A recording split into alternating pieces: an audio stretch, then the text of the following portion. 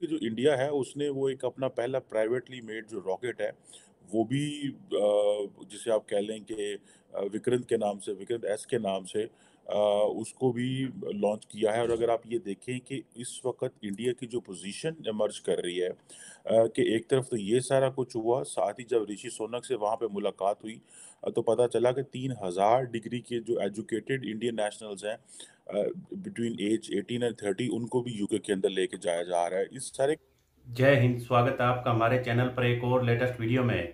दोस्तों, पाकिस्तान की हालात बिल्कुल नाजुक हो चुकी है। जिस तरह से इमरान खान ने तांडव मचा रखा है, उससे पाकिस्तान को मिलने वाली भीख पर भी देरी हो रही है और पाकिस्तान के नए प्रधानमंत्री कोई ना कोई नए तरकीब लड़ा रहे हैं कि कहीं से भी पाकिस्तान को पैसा मिल जाए।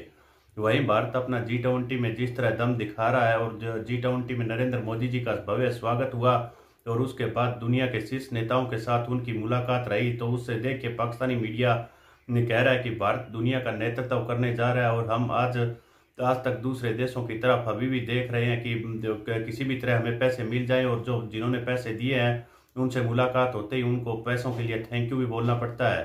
और दोस्तों, अब बाढ़ पीड़ितों के लिए जो पाकिस्तान ने फंड मांगा था, उसका पाकिस्तान के पास किसी भी तरह का कोई भी डाटा नहीं था और यह बगैर डाटा लिए ही बस भीख मांगते हुए घूम रहे थे और जो पैसा मिला था वह भी अब बाढ़ पीड़ितों तक पाकिस्तानियों ने पाकिस्तानी नेताओं ने नहीं पहुंचाया है। और जो भारत ने आज एक विक्रम एस रॉकेट छोड़ा है, उसको लेकर भी पाकिस्तानी मीडिया का रिएक्शन हम आपको इस वीडियो में दिखाने जा रहे हैं। इससे पहले वीडियो को लाइक कीजिएगा और प्लीज हमारे चैनल को सब्सक्राइब कर लीजिएगा। हम आपके लिए पाकिस्तानी मीडिया के इसी तरह के एक से एक बढ़िया और लेटेस्ट वीडियो लेकर आते रहेंगे। तो चलिए दोस्तों, करते हैं वीडियो अगर स्टार्ट। रिमेंबर वो सारा का सारा इसलिए इस्तेमाल नहीं कर रहा कि इंटरनेशनली इमेज अच्छा है। द रियल चेंज जो चीज़ है वो ये है कि इंटरनेशनल इमेज तो अच्छा है लेकिन घर में इकोनॉमी भी ठीक है, उस पे भी वो काम हो रहे हैं। इसीलिए अगर फॉर एग्जांपल इंडिया ने जो एक जो प्राइवेटली डेवलप्ड रॉकेट है विक्रम एस जो है वो कहा जा रहा है कि एक बहुत बड़ा इंडिया के लिए माइलस्टोन है, क्योंकि इसने कमर्शियल स्पेस इंडस्ट्री जो है वो करेगी। अब ये देखें ये रॉकेट समझा कहा जा रहा है कि तकरीबन 544 kg का जो रॉकेट है जो कि बेसिकली जो लॉन्च किया गया है एक साइट है नियर चेन्नई के करीब से। और ये सुनने में आ रहा है कि ये 5 मार्च तक वहाँ पहुँच जाएगा। और जो स्पीड की 5 times it is the speed of the sound, आप अभी इमेजिन करें। और 83 kg का जो पे लोड है ये लेके जा सकता है। सो अगर आप ये देखें कि they are making a lot of impact internationally. गो के लास्ट टाइम भी एक इंडिया ने जो है रॉकेट पाकिस्तान की तरफ छोड़ दिया था। वो खैर मिसाइल था, वो तो रॉकेट नहीं था। लेकिन ये है कि जो इंडियन मिसाइल उन्होंने पाकिस्तान में छोड़ा था उसके लिए उन्होंने वो 3 बंदे भी फारग किए। लेकिन आई डोंट पर्सनली कॉन्सिडर कि इंडिया जो है वो इन चीज़ों को वो they are looking into very carefully कि जी ठीक है पाकिस्तान के रिलेटेड है तो हम इसको करें। That was done deliberately by Indian authorities.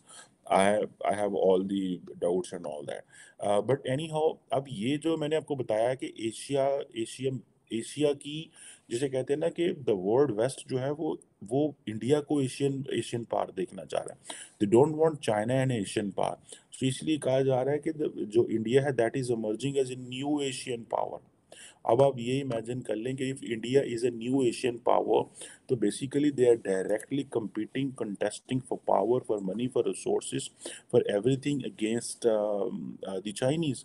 So that is where I think what is important, and that is where what we have to see very carefully कि पुतिन को कह रहा है कि भाई तुमने वॉर जो है this is not an era of war. और यूरोप और अमेरिका के साथ मिलके जो है वो पुतिन की क्लास ले ली। और पुतिन के और यूरोप और अमेरिका को ये भी कहा कि मैंने रशिया से तेल भी लेना है बिकॉज मेरे लिए ये this is my national interest and I don't want to lose this. So ये आप इमेजिन कर लें दैट ये जो बेसिकली सारा आइडिया है किस तरह इंडियन सोसाइटी को भी ये एक्सेप्टेबल है, इंटरनेशनल कम्युनिटी को भी एक्सेप्टेबल है। सो मोदी का जो इमेज है इंटरनेशनली वो बहुत बहुत ऊपर चला गया। और that is where I think if Pakistan keeps looking कि व्हाट आर आवर कार्ड्स, हमारे कार्ड्स क्या हैं, हमारे पत्ते क्या हैं, अब हमने इंडिया से कैसे डील करना है। तो trust me you Pakistan really need to work a lot because क्या आप इंडिया के साथ इकोनॉमिकली डील करना चाहते हैं, क्या आप इंडिया के साथ जो है वो क्या उसे कहते हैं ग्लोबल इमेज में डील करना चाहते हैं। क्या पाकिस्तानी प्राइम मिनिस्टर का इतना इमेज है क्या हम इकोनॉमिकली डील कर सकते हैं? जब यूके के प्राइम मिनिस्टर या ऋषि सुनक से मिलेंगे तो सबसे पहले हम क्या करेंगे? शुक्रिया अदा करेंगे आपने फ्लड्स के लिए पैसे भेजे, शुक्रिया अदा करेंगे आपने एड भेजी, शुक्रिया अदा करेंगे but what he is talking कि मुझे 3000 बंदा चाहिए। अब इस वक्त जो बाली के अंदर जो कॉन्फ्रेंस हुई, इसका जो सबसे बड़ा टेक अवे है, वो टेक अवे ये है कि there is a rise of new Asian power, और कहा जा रहा है कि वो जो नई एशियन पावर है, that is not China, that is India. और ये एक ग्लोबल समझे आप कंसेंसस डेवलप हुआ, और ये किस तरह मुमकिन हुआ ये मैं आपको बताता हूँ। साथ ही मैं आपको ये भी बता दूं कि जो इंडिया है उसने वो एक अपना पहला प्राइवेटली मेड जो रॉकेट है वो भी जिसे आप कह लें कि विक्रांत के नाम से, विक्रांत एस के नाम से, उसको भी लॉन्च किया है। और अगर आप ये देखें कि इस वक्त इंडिया की जो पोजीशन इमर्ज कर रही है कि एक तरफ तो ये सारा कुछ हुआ, साथ ही जब ऋषि सोनक से वहाँ पे मुलाकात हुई तो पता चला कि 3000 डिग्री के जो एजुकेटेड इंडियन नेशनल्स हैं बिटवीन एज 18 एंड 30, उनको भी यूके के अंदर लेके जाया जा रहा है। इस सारे के ऊपर बात करने के लिए मैं थोड़ा सा पढ़ रहा था और देख रहा था कि ये एक्चुअली ये जो ग्लोबल शिफ्ट है पावर पॉलिटिक्स में, वो किस तरह की ग्लोबल शिफ्ट आ रही है। अब अगर आप ये देखें कि जो G20 का जो एक जॉइंट समिट, जो जॉइंट स्टेटमेंट आया, वो तकरीबन तकरीबन 1186 पेजेस का एक डॉक्यूमेंट है जिसके ऊपर बेसिकली एक डिस्कशन हुई है कि भाई हमें किस तरह का मुस्तकबिल दुनिया के लिए चाहिए। अब इंडोनेशिया के प्रेसिडेंट जो हैं जोको विडोडो, उन्होंने बेसिकली G20 की प्रेसिडेंसी जो है वो पीएम मोदी को दे दी।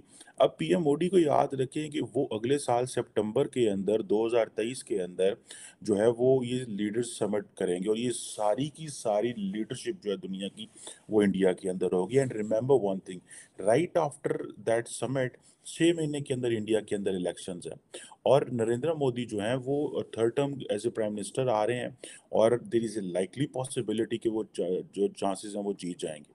अब मैं आपको ये बताता हूँ कि जो G20 समिट है, इसको इंडियन मीडिया एंड जो बीजेपी है उसने किस तरह एक डोमेस्टिक नैरेटिव में एस्टैब्लिश किया है। ये बहुत बहुत बड़ी चीज़ है, ये कोई मामूली चीज़ नहीं है। आप देखें कि G20 की जो समिट है उसमें जो इंडियन जो की इनकी जो पार्टी है मोदी साहब की, बीजेपी, वो इसको एज इलेक्शन कैंपेन के तौर पे शो कर रही है कि जी नरेंद्र मोदी जो है वो ग्लोबल स्टेट्समैन के तौर पे इमर्ज हुआ है, वो एज ए ग्लोबल लीडर के तौर पे इमर्ज हुआ है, और एक दुनिया में इंडिया जो है वो एक पावरफुल कंट्री के तौर पे सामने आया है, और दुनिया के हाई टेबल्स पे इंडिया बैठता है। और सबसे बड़ी बात ये हुई वो ये है कि उन्होंने कहा जनाब इंडिया ने क्या किया है कि जितने भी जो एंटेगनिस्ट थे, दुश्मन थे, फ्रेंड्स एंड फोर्स थे, उनको लाके इकट्ठा कर दिया। यानी कि वो चाइनीज प्रेसिडेंट शी जिनपिंग के साथ भी मिला, और वो जो है वो रशिया की जब वॉर होती है तो उसके ऊपर भी वो कहते हैं जनाब कि this is not an era of war. और मोदी साहब ने वहाँ पे जो इंडियन मीडिया ने और जिस तरह वो हाईलाइट किया गया, उन्होंने कहा जी कि दिस इज G20 में कहा कि जी मोदी साहब ने तो आइडिया ऑफ पीस दिया। और जो आइडिया ऑफ पीस जो है दैट वो सबको अट्रैक्ट करता है इस वक्त की अगर आप कंडीशन जो है वो अगर आप देखें। और इसमें अगर लेट से कि अगर मुख्तलिफ जो ममालिक के लोग हैं जो मुख्तलिफ सोच रखते हैं, अथॉरिटेरियन भी हैं, रशिया भी है, चाइना भी है, डेमोक्रेसीज भी हैं, लेकिन इंडिया एक किस तरह का मुल्क है कि that is becoming as a bridge. और आप देखें कि शी जिनपिंग और जो बाइडेन की जो मुलाकात थी, खैर उसने तो हर चीज़ को अपने वो शहर में ले लिया, सबसे बड़ी मुलाकात यही समझी जा रही थी। लेकिन वहाँ पे ज़ाहिर बात है इसी कॉन्फ्रेंस के दौरान एक कहा जा रहा है कि एक रशियन मेड जो मिसाइल था उसने एक नेटो मेंबर पोलैंड के जो टेरिटरी पे आके गिरा, और फिर वहाँ पे एक नई वो सारी चीज़ें जो है वो मर्ज होना शुरू हो गई।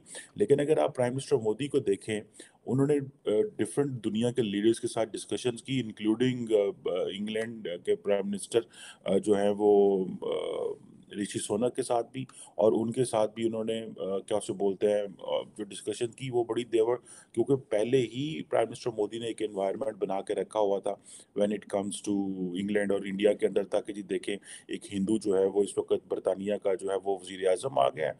तो अब ये समझे इन चीज़ों के ऊपर अब देखें ये भी मोदी साहब की जीत है। एक बहुत बड़ा तबका इसको भी ये चीज़ें कह रहे हैं कि ये इंडिया की जीत है मोदी साहब। तो देखा होगा दोस्तों, पाकिस्तानी अभी भी हाथ पांव मार रहे हैं कि किसी भी तरह से हम भारत के कंपटीशन में आ जाएं, लेकिन ये कभी भी भारत का मुकाबला नहीं कर पाएंगे, क्योंकि दोस्तों पाकिस्तान में जितने भी नेता लोग और पाकिस्तानी आर्मी आई है और आगे भी आने वाले समय में ऐसे ही लोग आएंगे, जो भी आएंगे वो भी उनको चूना लगा जाएगा। और क्योंकि ये दूसरे देशों में भागने की इनकी आदत बन चुकी है। पाकिस्तान में रहने के जो कोई भी ऐसा नेता नहीं है जो पाकिस्तान में पाकिस्तानी सरकार में या पाकिस्तानी सत्ता में रहकर पाकिस्तान में जो रुके। तो दोस्तों इसी मेन वजह से, करप्शन की वजह से पाकिस्तान का खात्मा हो जाएगा। आने वाले दिनों में पाकिस्तान काफ़ी नाजुक हालात से गुजरेगा। तो हम आपके लिए पाकिस्तानी मीडिया के इसी तरह के एक से एक लेटेस्ट वीडियो लेकर आते रहेंगे। मिलते हैं अगले वीडियो में। जय हिंद, वंदे मातरम।